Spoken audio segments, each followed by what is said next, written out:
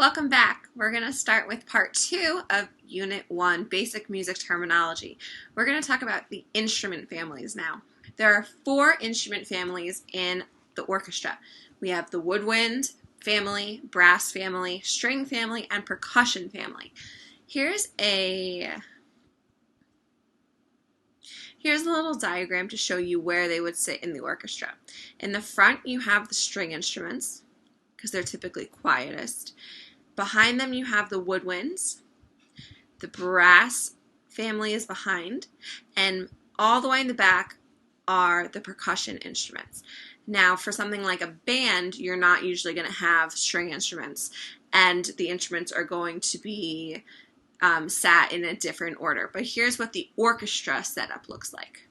I included a link at the top here to bring you to a website if you want to hear what all of these instruments sound like. There's another slide coming up that you can watch YouTube videos of musicians playing their instrument live.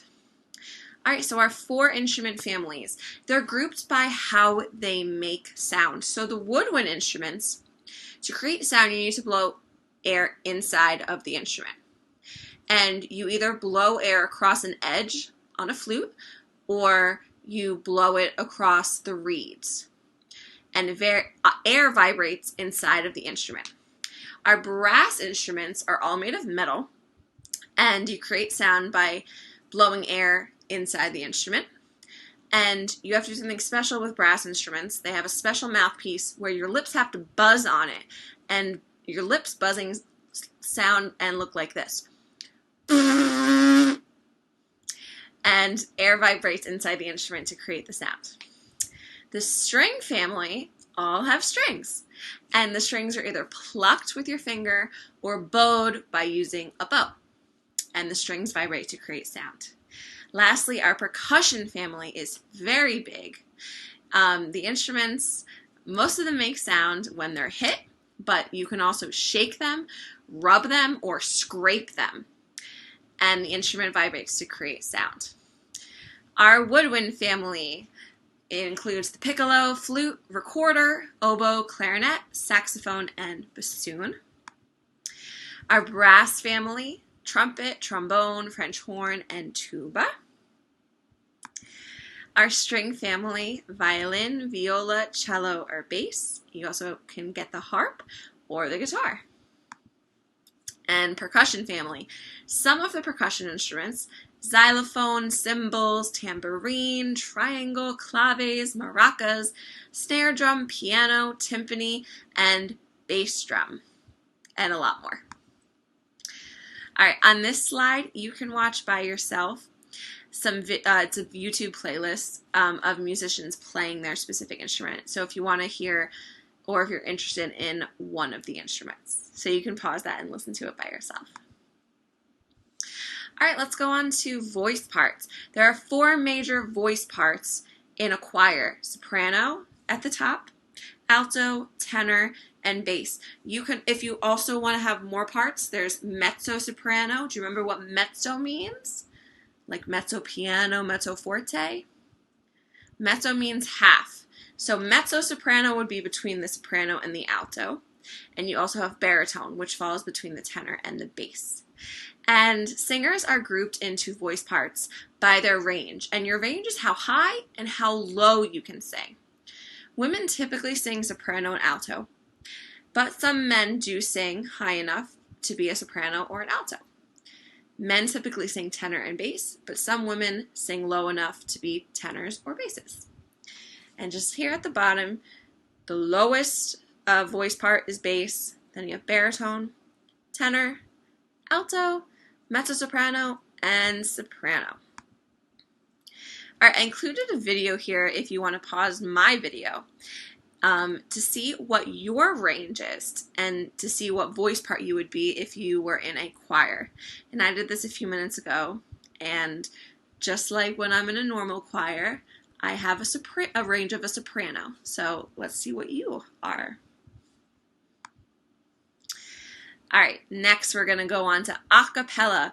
A cappella means music without instrument accompaniment. So it's people who are singing with no instruments. And a cappella in Italian means in the style of the chapel. And what that means is chapels are usually a lot smaller than churches.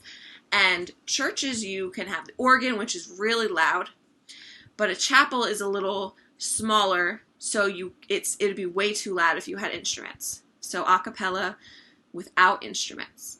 And sometimes they use their own voices to create instrument sounds. I included 2 videos for you. The top is a group called Pentatonix, and they sound beautiful. You can hear what their version of Hallelujah sounds like. And I also included a medley of songs from Moana from another group, Voice Play. And you can hear what a cappella sounds like. All right, next, a conductor. A conductor is the person at the front of the orchestra, band, or chorus who keeps everyone together. Okay, typically, if you're leading a band or an orchestra, you're going to hold this, which is called a baton. Okay, it's just a little plastic or sometimes wooden, and looks like a stick, but it's an extension of your arm. And what the conductor does is they cue certain people to sing or play. They also keep the steady beat with their hands, so the orchestra, band, or choir stays all together. So like I said, the job of a conductor is to keep the beat, keep the ensemble together, to show dynamics. If you want them to be really quietly, you can conduct really small, or if you want them to be very loud, you conduct very big, and to cue the instrumentalists or the singers when to sing. And I included 2 videos if you want to pause my video to see the top, what a conductor looks like when he's conducting really quietly or really loud. And they also kind of use expressions. So if it's more of like a march, you conducting really big, or if it's really sweet and like a romantic quiet song, more smooth. And at the bottom, there's a conductor conducting a choir, and she does not use a baton, she just uses her hands. So you can pause my video to watch that. Next, a composer. A composer is someone who writes music, typically as a job, but it doesn't have to be a job.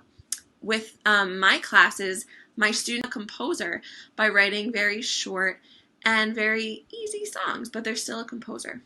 So I listed some composers here. Some you may have heard of: Bach, Beethoven, Mozart, but I also included some women and a person of color composer who are typically not as recognized, but there definitely are women and people of color who were composers. All right, lastly, I'm going to show you the musical alphabet. So we like to think of music as a language. So of course it has to have its own alphabet. So our musical alphabet goes A, B, C, D, E, F, G. And after G, you go back to A. So our musical alphabet is A, B, C, D, E, F, G. A, B, C, D, E, F, G. And you're going to need to know that for Unit 3. All right, so you're going to do another short 3-question check-in.